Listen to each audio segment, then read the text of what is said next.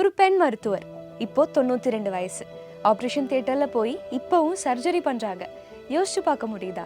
கை நடுங்காம, கவனம் தப்பாம, தைரியமா மருத்துவம் பார்க்குறாங்க. தெலுங்கானாவை சேர்ந்த கைனகாலஜிஸ்ட் டாக்டர் சூரி ஸ்ரீமதி. இவங்களை பத்தி தான் இந்த வீடியோல நம்ம பார்க்க போறோம்.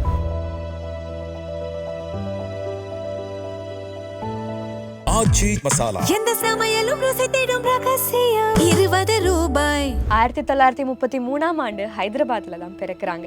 ரொம்ப அழகான சைல்ட்ஹுட் தான் அவங்களுக்கு இருந்திருக்கு. இவங்க அப்பா யோகா ஆசிரியரா பணியாற்றி வந்தவர். அதனாலேயே அவங்க சைல்ட்ஹுட் ரொம்பவே டிசிப்ளின்டாக தான் இருந்திருக்கு. இப்போ அந்த காலத்துல பெண்கள் படிக்கிறதே ஒரு சாதனையா இருந்த சமயத்துல சூரி ஸ்ரீமதிக்கு எப்படி மருத்துவர் ஆகணும்னு ஆசை வந்துச்சுன்னு தெரியுமா? ஒரு சின்ன கதை தான், அவங்க சொன்ன கதை தான். அவங்க சின்ன வயசா இருக்கும்போது தம்பிக்கும் தங்கச்சிக்கும் ஸ்மால் பாக்ஸ் வந்து ரொம்பவே கஷ்டப்பட்டாங்களாம். அப்போ மருத்துவம் தான் அவங்கள காப்பாத்துச்சு. இங்க இருந்து வந்த ஸ்பார்க் தாங்க அவங்கள இந்த வயசுலயும் ஓட வச்சுட்டு இருக்கு. இப்போ 1950s காலகட்டம். அவங்க மருத்துவம் படிக்க போறாங்க. இந்த தகவல் தெரிஞ்சதும் அவங்கள சுற்றி இருக்கிற எல்லாருக்குமே இது ஒரு பிரச்சனையாக இருந்துச்சு. அவங்கள பற்றியும் அவங்க குடும்பத்தை பற்றியும் எல்லாருமே தப்பாக பேச ஆரம்பித்தாங்க. ரிலேட்டிவ்ஸ் அவங்க கிட்ட பேசுகிறதே நிப்பாட்டிட்டாங்களாம். அது எப்படி நீ பொண்ணை படிக்க வைப்ப? பொண்ணை படிக்க வச்சு தான் நம்ம சம்பாதிக்கணுமா? இந்த மாதிரி நிறைய கேள்விகள், நிறைய கிரிட்டிசிசம்ஸ்லாம் இருந்துச்சு. ஆனால் சூரி ஸ்ரீமதிக்கு அவங்க அப்பா அம்மாவோட முழு சப்போர்ட் இருந்ததுனால நல்லபடியாக படித்து முடிச்சாங்க. 1958ஆம் ஆண்டு ஹைதராபாத்தில் இருக்கிற உஸ்மானியா காலேஜில் MBBS படித்து முடிச்சாங்க. அடுத்த வருஷமே ஆப்ரேஷன் தியேட்டருக்குள்ள கால் எடுத்து வச்சாங்க. அன்னையில இருந்து அந்த இடம் தான் அவங்களுக்கு ரொம்ப பிடிச்ச இடம். 1959ஆம் ஆண்டு எந்த விதமான ஃபெசிலிட்டிஸுமே இல்லாத காலகட்டத்தில், சிசேரியன்னா பல பேருக்கு அது என்னன்னே தெரியாத காலகட்டத்தில் எல்லா டாக்டர்ஸோட ரோல் ஒன்னா எடுத்து பண்ணி ரொம்ப சக்சஸ்ஃபுல்லா சிசேரியன் சர்ஜரி பண்ணி முடிச்சவங்க. அனஸ்தேஷியன், பீடியாட்ரிஷியன், கைனகாலஜிஸ்ட் எல்லாமாவே இவங்க தான் இருந்திருக்காங்க. இவங்க ஒர்க் பண்ணாத ஹாஸ்பிட்டல்ஸே இல்லைன்னு தான் சொல்லணும். Telangana Osmania medical college, Gandhi medical college, government maternity hospital, Niloufer hospital, Sagarlal medical hospital, Babuji hospital, இப்படி ஹைதராபாத் தெலுங்கானால இருக்கிற எல்லா ஹாஸ்பிட்டல்ஸ்லயுமே அவங்க மருத்துவம் பார்த்துருக்காங்க. அவங்க வாழ்க்கையை முழுசா மருத்துவத்துக்கே அர்ப்பணிச்சுட்டாங்க. கல்யாணம் கூட பண்ணிக்கல தெரியுமா? இப்ப வரைக்கும் அவங்க மருத்துவம் பார்த்ததுல கிட்டத்தட்ட 2 லட்சத்துக்கு மேல பேபிஸை டெலிவரி பண்ணியிருக்காங்களாம். இந்த லிஸ்ட் இன்னும் ஜாஸ்தியாகிட்டே தான் போகும். இப்போ அவங்களுக்கு 92 வயசு. ஒவ்வொரு வருஷமும் என்னென்ன தேவையோ அதுக்கேற்ற மாதிரி அப்டேட்ஸ் பண்ணிக்கிட்டு இருக்காங்க, கத்துக்கிட்டு இருக்காங்க, ஜேர்னல்ஸ் படிக்கிறாங்க. ஒரு நேரமும் சும்மா இருக்க மாட்டாங்க. அவங்க என்ன சொன்னாங்கன்னா, நான் எப்போவுமே என்ன அப்டேட்டடாக வச்சுக்கணும். ஒவ்வொரு நாளும் ஒவ்வொரு டெக்னாலஜிஸ் வருது, அது எல்லாமே எனக்கு தெரியணும். இதுதான் அவங்க சொன்ன விஷயம். இப்போது 92 வயசு வரைக்கும் மருத்துவம் பார்த்துட்டு இருக்காங்களே, அவங்க ரிட்டையர் ஆகலையா நீங்கள் கேட்டிங்கன்னா, நியாயப்படி 35 வருஷம் சர்வீஸில் இருந்து அவங்க 1999ல் ரிட்டையர் ஆகியிருக்காங்க.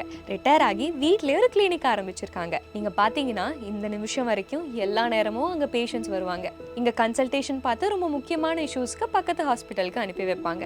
இப்போ இவ்வளோ வருஷம் எக்ஸ்பீரியன்ஸில் அவங்களோட சர்ஜரி கதைகள்லாம் நீங்கள் கேட்டிங்கன்னா ரொம்ப இன்ட்ரெஸ்டிங்காக இருக்குமா. அவங்க பண்ண எல்லா சர்ஜரிஸும் 2 லட்சத்துக்கு மேலே சர்ஜரிஸ் பண்ணியிருக்கேன்னு சொன்னேன் இல்லையா, அது எல்லாமே அவங்களுக்கு ஞாபகம் இருக்கான். இதில் இன்னும் இன்ட்ரெஸ்டிங்கான விஷயம் என்னென்னா, 3 தலைமுறைக்கு சூரி ஸ்ரீமதியை ஆப்ரேஷன் பண்ணியிருக்காங்களாம். எப்படிப்பட்ட ஒரு கரியர் அவங்களுக்கு இருந்திருக்குன்னு பார்த்தீங்களா? இவ்வளோ சக்ஸஸ்ஃபுல்லான கரியர் இருந்தாலும் 92 வயசுலேயே அவங்க மருத்துவம் பண்ணுறாங்கன்னு தெரிஞ்சதுக்கப்புறம் மக்களுக்கு நிறைய கேள்விகள் வர ஆரம்பிச்சுது. எப்படி இந்த வயசில் அவங்க பண்ணலாம்? ஏதாச்சும் தப்பாக போச்சுன்னா கை நடுங்காதா? அவங்க ஹெல்த் கண்டிஷன் என்ன மாதிரி இருக்குது? இது ரிஸ்க் தானே? இந்த மாதிரி நிறைய கேள்விகள் இருக்குது. அதுக்கு எல்லாத்துக்குமே அவங்க கூட இருக்கிறவங்க, கூட வேலை செய்கிறவங்க ரொம்ப அழகாக பதில் கொடுத்துருந்தாங்க. அவங்க சர்ஜரி பண்ணும்போது கூட இருக்கிறது தான் எங்கள் எல்லாருக்குமே ஒரு நம்பிக்கை. எங்கள் கை நடுங்கினாலும் அவங்க கை நடுங்காது. அவங்களுக்கு ஹெல்ப்புக்கு எப்போவுமே கூட ஒருத்தவங்க இருந்துகிட்டே தான் இருப்பாங்க. எல்லா முக்கியமான சர்ஜரிஸும் இன்னை வரைக்கும் அவங்க தான் பண்ணுவாங்க. அதுக்கு முக்கியமான காரணம் என்னன்னா, மக்கள் அவங்கள நம்புறாங்க. அதனால தான் இன்னை வரைக்கும் அவங்க மருத்துவம் பார்த்துட்டு இருக்காங்க. இதுதான் அவங்க கொடுத்த பதில். அப்போ எப்படிப்பா கையெல்லாம் நடுங்காம இவ்வளோ ஹெல்த்தியாக தினமும் ஓடிக்கிட்டே இருக்காங்கன்னு கேட்டிங்கன்னா, அவங்களோட லைஃப் ஸ்டைல் தான். அப்பா யோகா ஆசிரியராக இருந்தாருன்னு சொன்னேன் இல்லையா, அந்த லைஃப் ஸ்டைல் தான் இன்னை வரைக்கும் அவங்கள ஓட வச்சுட்ருக்கு. சின்ன வயசுலேருந்து அவங்க ப்ராக்டிஸ் பண்ண யோகா தான் இன்றைக்கும் தொடர்ந்து பண்ணிக்கிட்டு இருக்காங்க. டெய்லி காலையில் 4 மணிக்கு எழுந்ததும் பிராணாயாமம் பண்ணி தான் அவங்களோட டேயே ஸ்டார்ட் ஆகும். இவ்வளோ ஃபோக்கஸ்டாக அவங்க இருக்கிறதுக்கான முக்கியமான காரணமும் யோகா தான். அப்புறம் அவங்களோட சாப்பாடு பழக்க வழக்கங்கள் ரொம்ப ஹெல்த்தியான லைஃப் ஸ்டைல். அவங்க சமைச்ச சாப்பாடு தான், ஃப்ரூட்ஸ், வெஜிடபிள்ஸ் இந்த மாதிரி தான் எடுத்துக்கிறாங்க. வெளியே இருந்து எந்த சாப்பாடுமே எடுத்துக்கிறது இல்லை, ஜங்க் ஃபுட்ஸ் எடுக்கிறது இல்லை. ரொம்ப நேச்சுரலான லைஃப் ஸ்டைல் வாழ்ந்துட்டு இருக்காங்க. இதுதாங்க 92 வயசான டாக்டர் சூரி ஸ்ரீமதி அம்மாவோட வாழ்க்கை முறை. 60 வருஷ லெகசி. இந்த நிமிஷம் வரைக்கும் மக்கள் அவங்கள நம்புறாங்க.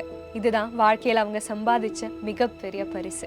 இப்போ சூரி ஸ்ரீமதி மாதிரி நம்ம நாட்டில் இவ்வளோ வயசாகியும் மருத்துவம் பார்த்து இன்னும் கொஞ்சம் பேர் இருக்காங்க. அவங்கள பற்றி சொல்லவா? முதல்ல மணி சேத்ரி. 100 வயசு வரைக்கும் மருத்துவம் பார்த்துருக்காராம், பத்மஸ்ரீ அவார்டி. ரெண்டாவது ஸ்னே பார்கவா, 95 வயசு வரைக்கும் மருத்துவம் பார்த்துருக்காங்க. இவங்க தான் எய்ம்ஸோட ஃபர்ஸ்ட் டைரக்டர்னு சொல்கிறாங்க. அப்போது ஏஜ் இஸ் ஜஸ்ட் அ நம்பருங்கிறது அவங்களோட வாழ்க்கையை வச்சு நம்மளால் புரிஞ்சுக்க முடியும். டாக்டர் சூரி ஸ்ரீமதி அம்மாவோட வாழ்க்கை உங்கள் எல்லாருக்கும் ஒரு இன்ஸ்பிரேஷனாக இருந்திருக்கும்னு நம்புகிறேன். நீங்கள் இவங்களை பற்றி என்ன நினைக்கிறீங்கிறது கமெண்ட்டில் வந்து ஷேர் பண்ணுங்கள்.